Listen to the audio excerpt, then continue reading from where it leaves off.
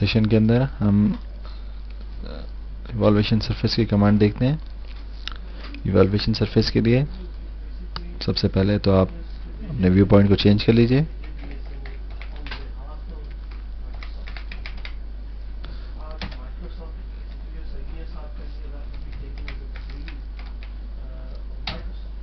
आपने अपना view point अपना चेंज कर लिया। अब यहाँ पर हमारा टास्क है कि हमने वर्टिकली एक लाइन लगानी है, लेकिन यहाँ पर हमें उसके लिए अपने XY प्लेन को चेंज करना पड़ेगा।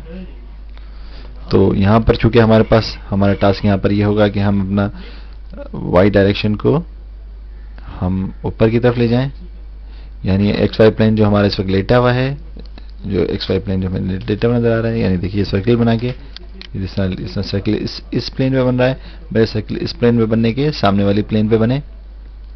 उसी सूरत में हो सकता है कि जब हमारा Y की जो है डायरेक्शन ऊपर हो जाए और X की डायरेक्शन अपनी जगह पर है। तो उसी तरह थंब रूल के तहत हम इसको करते हैं, डायरेक्शन चेंज करते हैं। उसके लिए हम UCS एंटर किया, यहाँ पे न्यू का ऑप्शन लिया। अब हमें रोटेट किस एक्सेस के तहत कराना है? जब हमें Y को ऊपर लाना है तो इसका मतलब हमें X एक्सेस के अगेंस्ट रोटेट कराना है। तो X एक्सेस को हम ले लेते हैं, यानी हमने किस एक्सेस के रेफरेंसेस को रोटेट कराना है, यानी हमने X एक्सेस ले लिया। अब हमने कितना रोटेट कराना है? देखिए हमने इस वक्त डिफॉल्ट में 90 आ रहा है, 90 रखते हैं। ये देखिए रोटेट हो गया, ये उठ के Y ऊपर आ गया। अब हम सर्कल बना के देखते हैं। ये देखिए सर्कल हमारा इस प्लेन पे बन रहा है। हम यही चाह रहे थे कि हमारा टास्क ये था कि हम इस प्लेन पे आ जाएं। अब हमने प्लेन चेंज कर दिया, थोड़ा प्लेन करके शीट को अपना खिसकाया है। अब यहाँ पर हम P लाइन की मदद से एक थोड़ा सा प्रोफाइल बनाएंगे। P लाइन की कमांड ली, पॉलीलाइन की कमांड, उसकी मदद से हमने यहाँ पर देखिए कुछ ऑर्थो ऑफ किया, ऑर्थो ऑन कर लिया। एक प्रोफाइल बनाते हैं,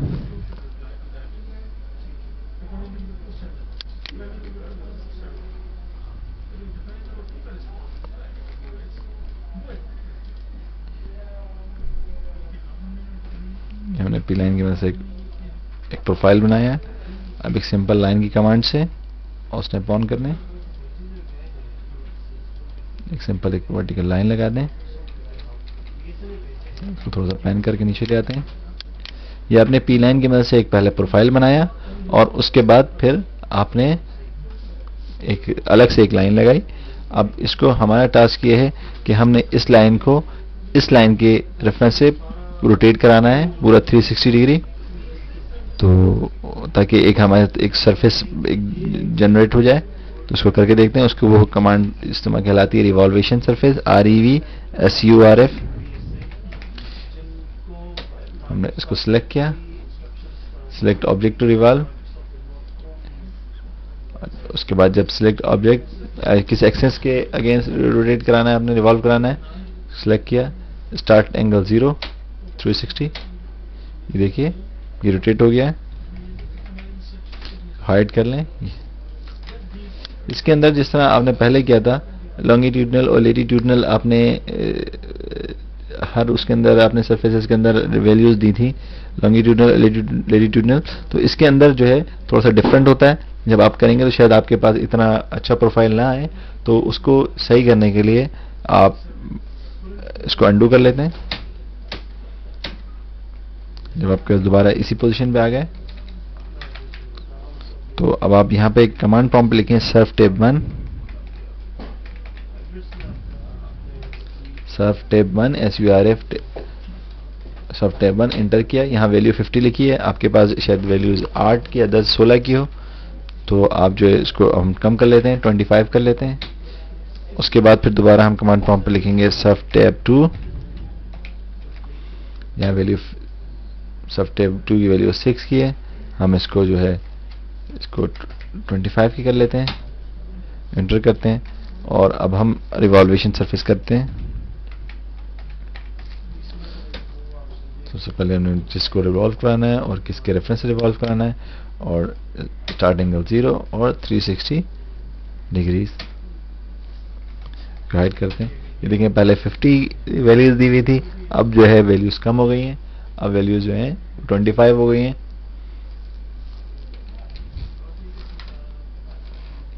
जूम कर लेते हैं थोड़ा सा, इसको हाइड कर लेते हैं। देखा आपने किस तरीके से प्रोफाइल बनाया और उसका एक सरफेस बनाया है। इसको कलर चेंज कर लेते हैं, रेड कलर कर लिया, इसको शेड किया हमने, शेड हो गया। अब ये जो हमारी जो लाइन है इसको हमने इरेज कर देना है। लाइन को पिक कर लीजिए, इसको भी पिक कर लीजिए, पूरा ऑब्जेक्ट पिक हो जाएगा। इरेज की कमांड ले लीजिए, सबको पिक कर लीजिए, रिमूव के ऑप्शन से इस ऑब्जेक्ट को रिमूव करा दीजिए, एंटर कर दीजिए, जो लाइनें आपकी रिमूव हो गई। अब आप जो है 3D ऑर्बिट में कमांड से आप इसको रोटेट करा के देखें।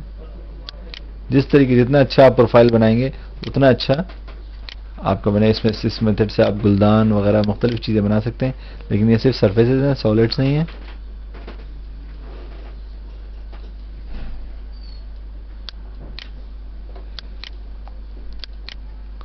यहाँ से आप पकड़ के ग्रिप भी कर सकते हैं, ये देखें इस कमांड से 3D ऑर्बिट की मदद से। और ये कंटिन्यूस ऑर्बिट है, इसमें जब आप इस ऑप्शन को लेते हैं तो आपका और जो वो है ऑब्जेक्ट है वो कंटिन्यूसली मूव करता है।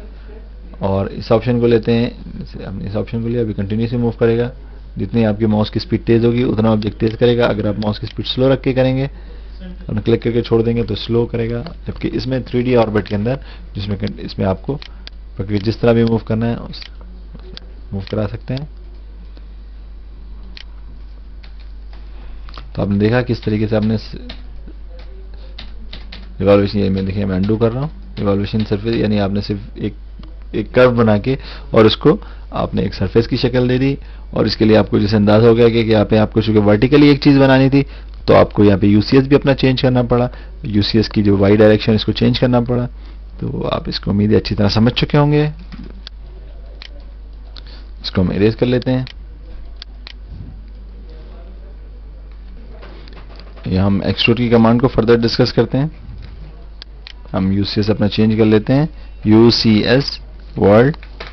ये देखिए दोबारा यूसीएस हमारा ओरिजिनल पोजीशन पे आ गया, बाय डिफॉल्ट पोजीशन है इसकी। अब यहाँ से हमारा टास्क ये है कि हमने कुछ पाइपिंग बनानी है, कुछ पाइप्स बनाने हैं। तो देखते हैं किस तरीके से हम पाइपिंग बनाते हैं। तो पाइपिंग जिस समय बनाते हैं तो उसके लिए सबसे लाइन ली हमने। लाइन लेके हमारा टास्क है कि लाइन ऊपर की तरफ जाए, लेकिन ये ऊपर की तरफ नहीं जा रही। तो इसके लिए इसका मतलब हमें वाई डायरेक्शन दोबारा चेंज करनी पड़ेगी, यूसीएस। अब हम इसकी डायरेक्शन चेंज करते हैं। इसकी डायरेक्शन हम एक्स एक्सिस पे 90 डिग्री कर लेते हैं। यहाँ पे हम न्यू का ऑप्शन ना लें, डायरेक्ट भी ले सकते हैं। ये देखें, ये हमने अपने वाई डायरेक्शन हमने ऊपर की तरफ कर लिए। अब यहाँ पे हम एक लाइन लगाते हैं, पी लाइन, पॉली लाइन की मदद से। ये देखें,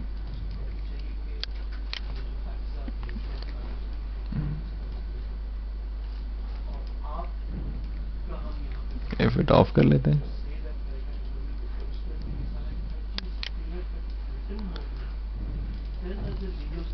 ये हमने एक पी लाइन की मदद से एक लाइन लगा के हमने एक पाथ डिफाइन किया है। अब सर्किल बनाते हैं, लेकिन सर्किल बनाएंगे तो इस तरह बनेगा, लेकिन हम चाह रहे हैं अब सर्किल जो हमारा वो ग्राउंड पे जो है लेयर, ग्राउंड पे जो सरफेस है उस पर बने। दोबारा यूसीएस को वर्ल्ड कर लेते हैं। देखिए यूसीएस को दोबारा वर्ल्ड कर दिया। अब देखिए सर्किल बनाते हैं, यहाँ पे छोटा सा सर्किल बनाते हैं।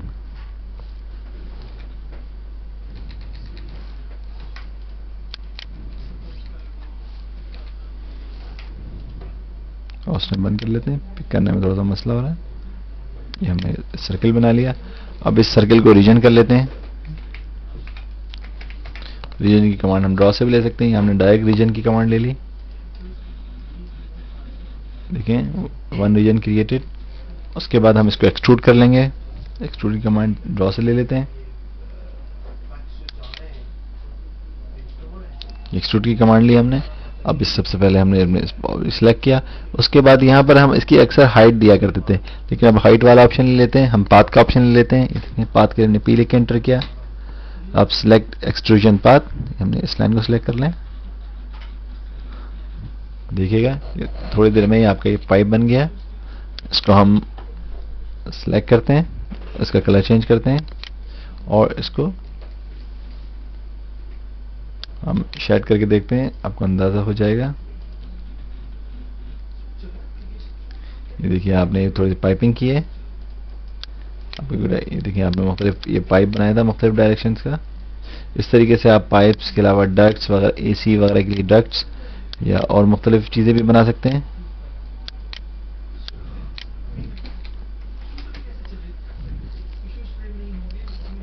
लेकिन यहाँ पर अगर आप इसको थोड़ा सा जूम करके देखें तो ये जो है सॉलिड पाइप बनाए, जबकि पाइप से हॉलो होते हैं, या डक्ट आपने बनाना है तो हॉलो होना चाहिए। तो इसको हम सही कर लेते हैं। इसको सही किस तरह करेंगे, अंडू कर लेते हैं। एक तरीका तो ये था कि हम इसके अंदर यहाँ पर एक तरीका ये है कि इसके अंदर हम सर्किल बनाएं छोटा। देखिए ये मैं छोटा सर्किल बनाया मैंने इसके अंदर, और इसके बाद इसको रीजन किया, इसको एक्सट्रूड कराया,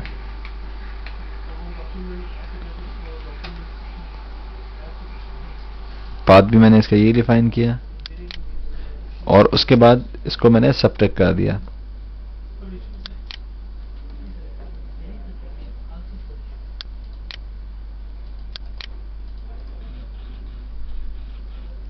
देखिए सबट्रैक्ट हो गया मेरा ऑब्जेक्ट। इसको हम करके देखते हैं शेड।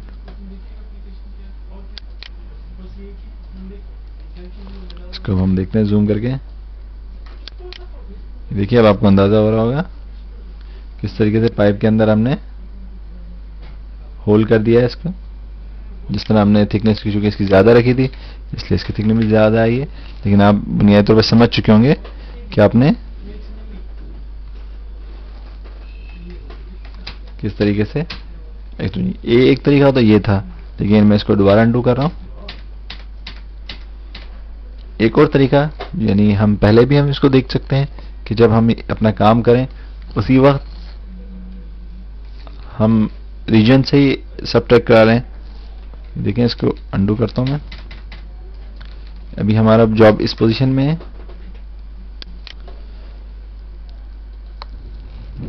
तो अब हम यहां पर हमने एक सर्किल बनाया था, यहीं पर हम एक और सर्किल बना लेते हैं।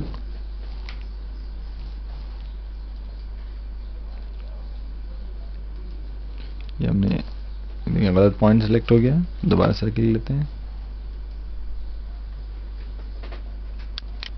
और स्टेप बंद कर देते हैं। अब इसको रीजन बना लेते हैं, रीजन कमांड ली, 2 रीजन्स क्रिएटेड हो गए। अब हम यहाँ पे यहीं पे सबट्रैक्ट कर देते हैं, यानी सबट्रैक्ट यूनियन और इंटरसेक्शन के लिए जरूरी नहीं कि हमारे पास सॉलिड हो, अगर हमारे पास रीजन बना हुआ तो हम इसको भी सब ये तीनों ऑप्शन दे सकते हैं। मॉडिफाई सॉलिडेटिंग सबट्रैक्ट, इस रीजन में से हमने सिलेक्ट किया, पहले एंटर किया, इसमें सिलेक्ट कर दिया। अब हमारा ये रीजन क्रिएट हो चुका है। इसको शेड करा के देखें, आपको समझ में आ जाएगा। ये देखिए एक एनुलर शेप आ गई। अब हम चाहें तो इसको, अब यहां पर आकर हम इसको एक्सट्रूड करा सकते हैं। ये एक्सट्रूड की कमांड ली हमने, ऑब्जेक्ट को सिलेक्ट किया, एंटर किया, पाथ डिफाइन किया। देखिए इसको हम कलर चेंज करते हैं, सायन कलर लेते हैं और शेड देते हैं इसका ग्राउडेड शेड।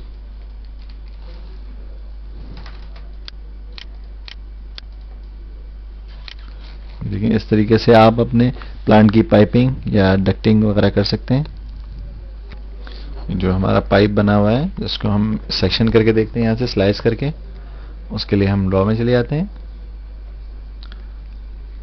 स्लाइस की कमांड लेते हैं। स्लाइस की कमांड ली, सबसे पहले हमने ऑब्जेक्ट को सिलेक्ट किया, एंटर किया।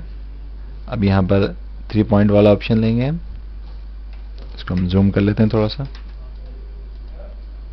पहला पॉइंट हम यहाँ पिक करेंगे, सेकंड पॉइंट हम यहाँ पिक करेंगे, और थर्ड पॉइंट हम यहाँ पिक करते हैं। और ये साइड हमें डिजायर्ड है, इसको वहां क्लिक किया। अब देखिए ये हमारा पाइप जो है बीच से सेक्शन हो गया है स्लाइस की मदद से, जैसा प्रोफाइल हमने दिया। देखिए आपको नजर आ रहा होगा पूरा पाइप बीच से कट हुआ है। हमने कोई बस ये बताना होता है कि हम स्लाइस किस पोजीशन से कर रहे हैं। क्योंकि हमने पूरे पाथ डिफाइन कराया हुआ था, इसलिए ऑटोमेटिकली पूरा सॉलिड उस एंगल से कट हो गया।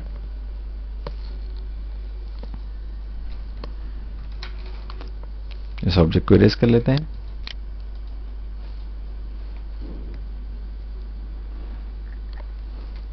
अब इसको देख लीजिए किस तरीके से, अब आपको अंदाजा हो चुका होगा कि यूसीएस की कमांड किस कदर ज़रूरी है 3D में काम करने के लिए। तो इन दो कमांड्स को, एक यूसीएस के कमांड्स को और व्यू पॉइंट की कमांड्स को बहुत अच्छी तरह समझ लीजिए।